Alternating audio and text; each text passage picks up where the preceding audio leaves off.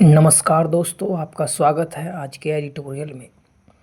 आज का विचार है मनुष्य की सर्वश्रेष्ठ देन उसके श्रेष्ठ विचार हैं, जो हजारों वर्षों तक आने वाली पीढ़ियों को प्रभावित करते रहते हैं। सैमुअल इस्माइल।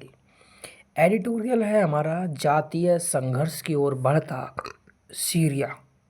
विस्तार से बात करेंगे। अलकायदा और इस्लामिक स्टेट की छाया में रहने वाले सीरिया के सत्तारूढ़ हयात तहरीर अल-शाम की पृष्ठभूमि को लेकर कई सवाल खड़े हुए थे कि उनके नेतृत्व में सीरिया का भविष्य क्या होगा।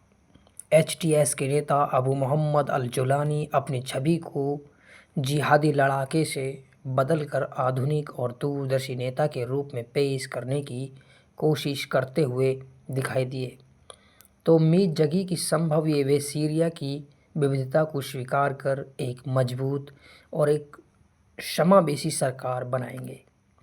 मगर हकीकत यह महज दिखावा साबित हुआ। अब सीरिया जातीय और धार्मिक हिंसक संघर्ष की ओर तेजी से बढ़ रहा है। एचटीएस यानी हयात तहरीर अल-शाम समर्थित मौजूदा कार्यवाहक प्रशासन के सुरक्षा बल और अज्ञात बंदूकधारी संप्रदाय के आधार पर आम जनता को निशाना बना रहे हैं। सीरिया में अल्पसंख्यकों के उत्पीड़न और जनसंहार का स्तर इतना व्यापक है कि संयुक्त राष्ट्र ने हिंसा में आम नागरिकों के हताहत होने पर चिंता जताई है। उसने कहा है कि आम नागरिकों की हत्या को किसी भी तरह जायज़ नहीं ठहराया जा सकता। सीरिया सांस्कृतिक और जातीय विविधता वाला देश है। अरब वहाँ सबसे बड़ा जातीय समूह है, जबकि कुर्द एक महत्वपूर्ण जातीय समूह है जो सीरिया के उत्तरी हिस्सों में बसे हुए हैं। इन्हें अपनी अलग संस्कृति और कुर्दी भाषा पर गर्व है। सीरिया का पश्चिमी तट अलावाइट समुदाय से आबाद है और यह एक शिया इस्लामिक संप्रदाय से जुड़ा हुआ है। यह समुदाय राजनीतिक रूप से भी महत्वपूर्ण है क्योंकि सीरिया के पूर्व राष्ट्रपति बशर अल असद इसी समुदाय से हैं।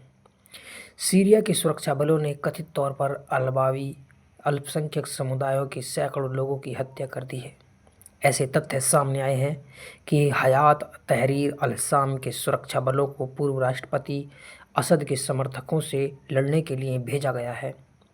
सीरिया सुरक्षा बलों द्वारा सीरियाई तट के गांवों और इलाकों के लोगों को यातना देने और उनकी हत्या करने तथा इलाके पर कब्जा करने के कई वीडियो सामने आए हैं। अंतर्राष्ट्रीय स्तर पर इस पर गहरी चिंता जताई गई है।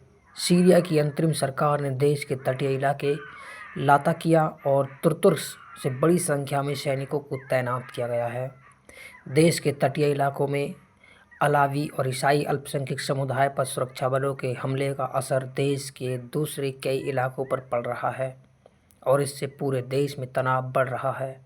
सीरिया में अरसे से राजनीतिक तानाशाही रही है। किसी दूसरे सशस्त्र गुट के पास प्रशासन चलाने का अनुभव नहीं है। सीरिया के सभी इलाकों पर कभी भी बशर अल असद का पूर्ण नियंत्रण नहीं था। अब हयात तहरीर अल-शाम के साथ भी कुछ ऐसा ही है। सीरिया में जातीय, धार्मिक, सांस्कृतिक विविधता है। प्रशासनिक व्यवस्था पर जातीय समूह हावी होते हैं।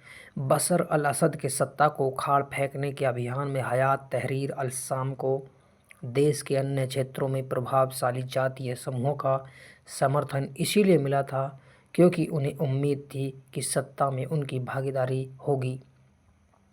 मगर सीरिया में भविष्य की राजनीतिक भागीदारी वाली सरकार को लेकर कोई सहमति अभी तक न बनने के कारण हिंसक विरोध अब सड़कों पर दिखाई दे रहा है। सीरिया का पड़ोसी देश तुर्की लंबे समय से असद सरकार का विरोध करता रहा है। वह सीरिया के उत्तरी क्षेत्र में दबदबा रखने वाले कुर्द विद्रोहियों के साथ कई दशक से लड़ता रहा है। तुर्की सीरिया में अपनी उपस्थिति बनाए रखने के लिए विभिन्न सैन्य और राजनीतिक कदम उठा रहा है।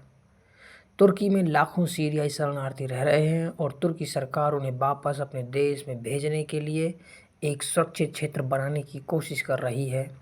इसके अलावा तुर्की की योजना है कि वह इस सुरक्षित क्षेत्र में कुर्दों के प्रभुत्व को किसी तरह ख़त्म करे।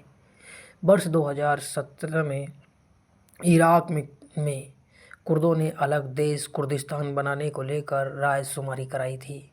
इस जनमत संग्रह में भारी संख्या में कुर्द शामिल हुए। पड़ोसी तुर्की ईरान को डर है कि इससे यहाँ भी कुर्दों को अलगाव की प्रेरणा मिलेगी। सीरिया के पूर्व राष्ट्रपति असद को ईरान का समर्थन हासिल था, इसीलिए असद कुर्दों के खिलाफ सैन्य अभियान के समर्थक थे। सीरिया से विस्थापित लाखों लोग अपने घरों को लौटना चाहते हैं। फिलहाल देश के भीतर 67 लाख लोग विस्थापित हैं, जबकि 55 लाख शरणार्थी पड़ोसी देशों में रह रहे हैं। सीरिया में शांति की स्थापना हो, इसके लिए वैश्विक एजेंसी कोशिश कर रही है। संयुक्त राष्ट्र की शरणार्थी मामलों की एजेंसी UNHRC ने सीरिया में पिछले 1 दशक से चले आ रहे हिंसक संघर्ष से प्रभावित और विस्थापित 1 करोड़ 30 लाख से अधिक नागरिकों के लिए अंतर्राष्ट्रीय समर्थन सुनिश्चित किए जाने का आह्वान किया है। समस्या यह भी है कि शरणार्थियों की सुरक्षा, राजनीतिक स्थिरता और बुनियादी आवश्यकताओं की किल्लत की चिंता है, जो उन्हें अपने देश लौटने से रोक रही है। कई देशों से राजनीतिक अस्थिरता और सांप्रदायिक संघर्ष से जूझते सीरिया में क्षतिग्रस्त घरों की मरम्मत, स्कूल, अस्पताल, जल और बिजली आपूर्ति की ज़रूरत है। कतर सीरिया की खस्ता हालत बिजली आपूर्ति को सुधारने के लिए जॉर्डन के जरिए सीरिया को गैस की आपूर्ति कराने की तैयारी कर रहा है। कतर को अमेरिकी समर्थन हासिल है। कुर्दिस्तान वर्क पार्टी के संस्थापक सैयद अब्दुल्ला ओकलान ने अपने समूह से हथियार छोड़ने की अपील की है। इससे सीरिया में शांति स्थापना में व्यापक मदद मिल सकती है। सीरिया की वर्तमान सरकार को ऐसी ही कल्याणकारी कोशिश करने की ज़रूरत है, जिससे सभी समुदायों में शांति और सुरक्षा का बेहतर संदेश जाए। वे एक राष्ट्र के रूप में सीरिया के अस्तित्व को स्वीकार कर सके। उत्तरी सीरिया में कुर्द बलों को अमेरिका का समर्थन हासिल है। वहीं ईरान और तुर्की के सीरिया में गहरे राजनीतिक धार्मिक सामरिक हित हैं। शिया संप्रदाय से आने वाले असद जब तक सत्ता में रहे, तब तक सीरिया में ईरान का दबदबा रहा। ईरान भी शिया मुस्लिम बहुल देश है। अब तुर्की सुन्नी आधारित व्यवस्था को सीरिया में मजबूत करने में जुटा है। ईरान और तुर्की के बीच प्रतिद्वंद्विता की यही स्थिति सीरिया में सांप्रदायिक संघर्ष बढ़ा सकती है। सीरिया के नेता अबू मोहम्मद अल-जुलानी ने कई बार यह आश्वासन दिया है कि उनके अतीत को लेकर देश के लोग आशंकित न रहें।